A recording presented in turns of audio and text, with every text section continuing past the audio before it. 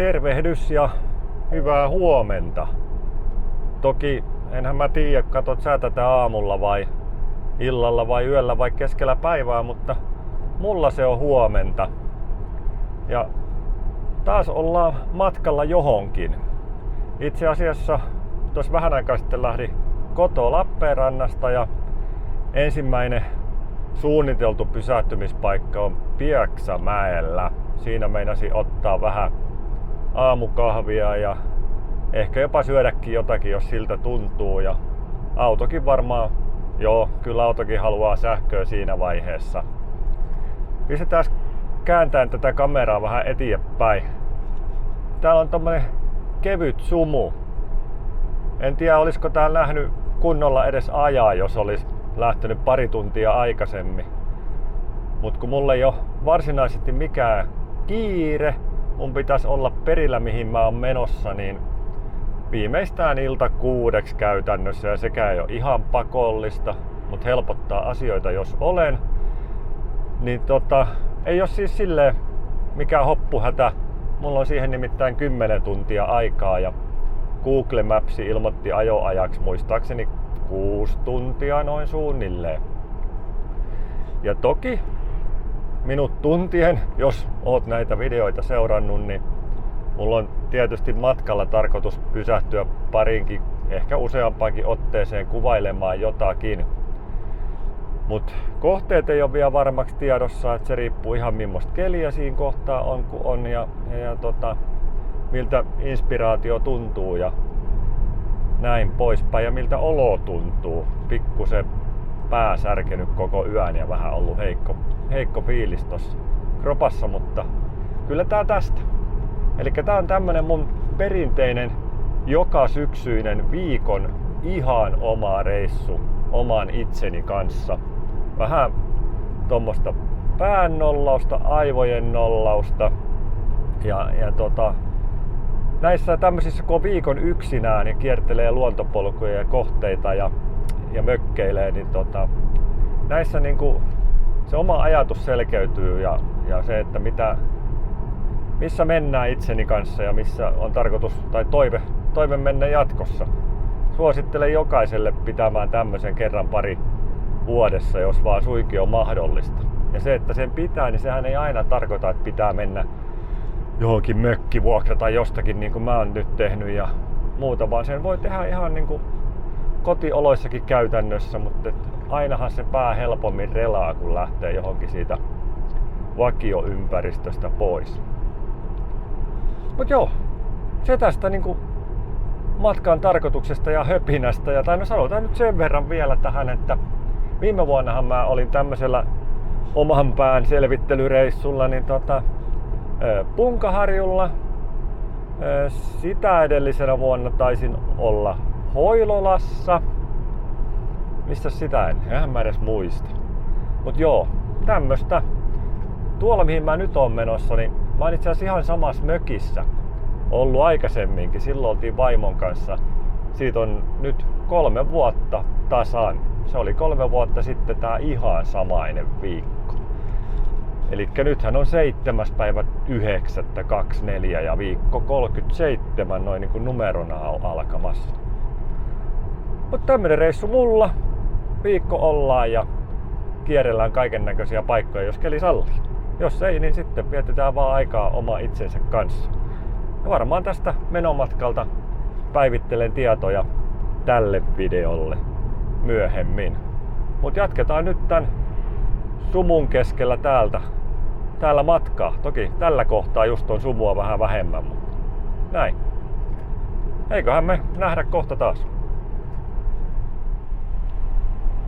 Pikku matkapäivitys, koska tein pikku muutoksen suunnitelmiin. Kuten siitä näet, sumu on hälvennyt ja koska näin kävi, niin mulla oli ajateltuna yksi kuvauspaikka tähän suht alkumatkaan, noin 100 kilometriä kotoa. Niin nytpä käynkin sit siellä kattelemassa mitä sieltä löytyy ja näytän sen tietysti teillekin joskus. Tai sulle, jos teitä katsojia on vaan yksi. Mutta en tietenkään paljasta sitä kohdetta nyt tässä, vaan sen videon näet sitten joskus aikanaan. Joo, tällainen pikapäivitys tähän väliin ja aurinko paistaa ja syyskuu alkoi. Loistavaa. Matka jatkuu. Pikapäivitys kohta ekalla kohteella, mutta se ei ollut asian nimi, vaan se, että pääsinpä varmaan vuosiin ensimmäistä kertaa poliisin puhallusratsiaan. Ja mun kohdalla se tietysti näytti nollaa, kun alkaa olemaan 3 vuotta edellisestä alkoholiannoksesta aikaa. Niin olisi ollut tarkka mittari, jos siellä olisi vähänkin värähtänyt. Mut joo, ei muuta, mutta olipahan kiva välillä päästä tommoseenkin ja heillähän on nämä uudet hienot mittarikkaan, mitä ei tarvi enää pistää pilliä suuhun, vaan riittää kun etäältä puhaltelee. Mut joo, se ei liittynyt mitenkään matka-aiheeseen, mutta kaikkea tähän matkan varrelle voi osua. Pistetään taas pikkuinen välipäivitys. Edelleen matkalla siihen ekaan kohteeseen, missä päätin poiketa. Mulla oli koordinaatit, mutta hiukan opastivat väärin. Tuolla näkyy ehkä, en tiedä näkyykö vettä välissä tai metsän takana. Niin koordinaatit näytti tonne selän taakse. Tää on tällaista hyvin pientä tietä. Ja se onkin ton vesikaistaleen toisella puolella se mun kohde. Mutta ei se mitään. Koukitaan ympäri ja ajellaan 2 kilometriä lisää, niin eiköhän tästä kohteelle päästä.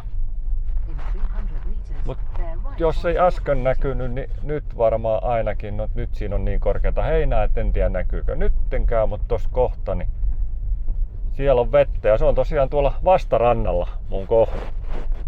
Mutta onhan tää nyt iso valtatie, että mikäs tässä on ajellessa. Joo, jatketaan taas kohta. Soi Pieksämäen asemalla blues.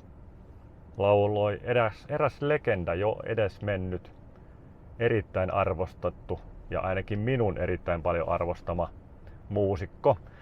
Mut joo, se laulamisesta ja mä lupaan, etten laula toista kertaa ainakaan tämän videon aikana. Mut joo, nyt ei edes olla Pieksämäen asemalla, vaan nyt ollaan Pieksämäen ABC:llä. Eikä olla edes Pieksämäen ABC:llä, kun tämähän on siis Prisma. Koko ajan tulee puhuttua ihan palturia. Mut joo, tässä vähän autoon virtaa. Laturi jo pistinkin kiinni ja se näyttää tuolla lataava ihan hyvää 104 kW tahtia virtaa. Ja meitsi menee täyttää masua, kun se on tossa kerinyt suht tyhjäksi, kun taitaa aamupuurosta olla kohta 5 tuntia aikaa ja tuli tuo metsässäkin pyörittyä matkalla. Mut kerrotaan nyt kuitenkin yksi juttu ennen kuin mä menen tonne syömään. Elikkä semmonen, että mä tein eilen illalla mokan, mitä näin sähköautoilija ei saisi periaatteessa tehdä. Elikkä mä laitoin latausrajaksi 95% ja piuhat kiinni ja kaikkea, mutta unohdinpa sitten laittaa ton ajastuksen laturiin. Elikkä eipä ollut autossa 95% sitten lähtiessä, mutta oli kuitenkin 70. Ja tää oli suunniteltu pysäys tähän Pieksämäelle ja 19 oli jäljellä, kun pääsin tähän kaikki ne, vaikka ajelin tuolla sikin sokin vähän matkalla etsien yhtä kohdetta. Ja kaiken kaikkiaan matkaa näytti tulevan 204 kilsaa.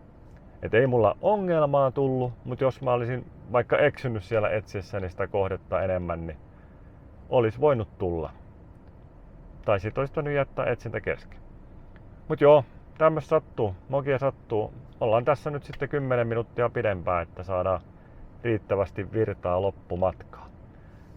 Tai ehkä, jos koukin jossakin enemmän, niin joudun latailemaan tossa tai pysähdyin syömään ja latailemaan vielä matkallakin. Mut se vähän nähdään. Seuraava video loppuun asti, niin tiedät, mihin reissuni johtaa ja mitä tässä matkalla tapahtuu. Ei muuta kuin meitsi lähtee syömään. Pikkupäivitystä matkan etenemisestä. Tässä on nyt jonkin matkaa tullut ajeltua siitä, kun pysähdyin täyttämään itseäni ja autoa ja itseni sain oikein hyvin täytettyä ja autokin täytti jopa vähän liian hyvin.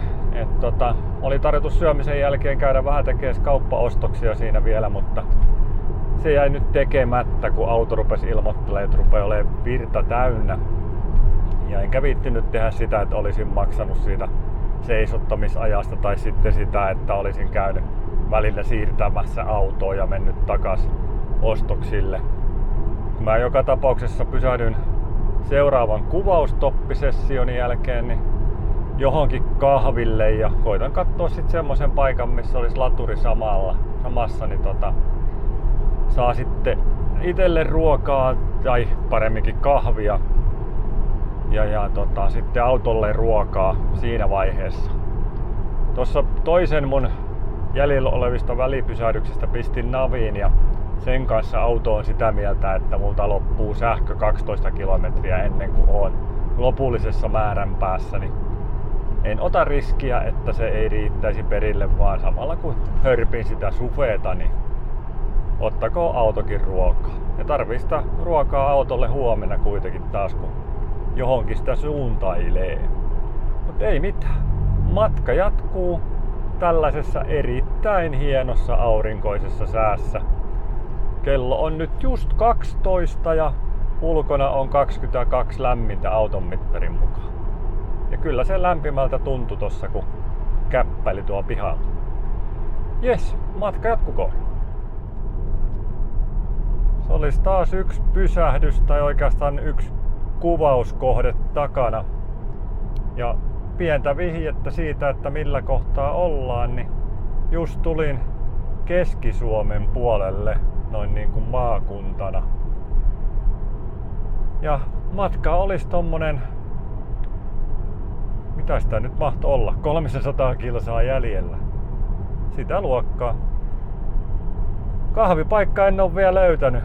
Kohta on pakko löytää, rupeaa sen verran tekemään sitä ainetta mieli, että rupeaa kiukuttaa ja närästyttää, jos ei kohta saa kahvia. Mutta katsotaan, mistä se kahvi löytyy. Tai kahvipaikka. Keli on edelleen täydellinen. Äskeinen kuvauskohteeni oli järven rannalla, semmoisessa kohtaa, missä on vähän isompi selkä, niin siihen kävi tuuli aika kivasti, viilensi suorastaan mukavasti, kun on tämmönen lämmin ilma. Mut joo, ei mitään, painellaanpa sähkön voimin eteenpäin. Ja tervehdys taas, rakkaat katsojat. Se olisi vihdoin sen kahvin aika. Mä tuossa aikaisemmin puhuin, että kahvia pitää kohta saada, niin ei se nyt ollut ihan kohta. En ole tosiaan vielä saanut, tai olisin tietysti, mutta en ole juonut. Mä oon itse asiassa 200 kilometriä ajellut siitä, kun sanoin. Pari poikkeusta tehnyt tai koukkausta, käynyt vähän kuvailemassa tuolla paria kohdetta ja näin poispäin. Ja nyt tulin tähän, onko tää Niemenharjun nesteelle. Ja ensimmäistä kertaa käytin tämmöstä, missä on korttimaksu yhdellä satelliittipäätteellä. Ja hyvin se lähti lataamaan. Nopeus ei ole ihan sama mitä oli edellisessä, mutta 80 kilowattituntia näyttää antavan. Mut mä en hepisen nyt enempää, jotta mä saan sitä kahvia ja äkkiä. Elikkä nyt menen tonne sisälle syömään, juomaan. Hei hei, nähdään taas. Ei ollut meikäläisen tarkkaavaisuus taas ihan kohdallaan, kun tulin tähän syömään ja latailemaan. Nyt kun on lähössä, niin huomasin yhden asian. Mähän tulin tohon, missä on toi Nesteen iso pömpeli ja tuohon satelliittiin maksetaan kortilla joka latauspisteen latailut. Niin samalla parkkipaikalla on tossa, mä itse asiassa ajoin noitten vierestä, niin noita Kempoverin latureita, mitkä maksetaan tuohon samaan pömpeliin kortilla, mistä johtokin lähtee. No, ei se haittaa. Samaa sähköähän niistä tulee ja eiköhän hintakin aika tarkkaan sama oo. Tää ei ainakaan ollut paha hintainen. Joku hiukan päälle 30 senttiä kilowattitunti.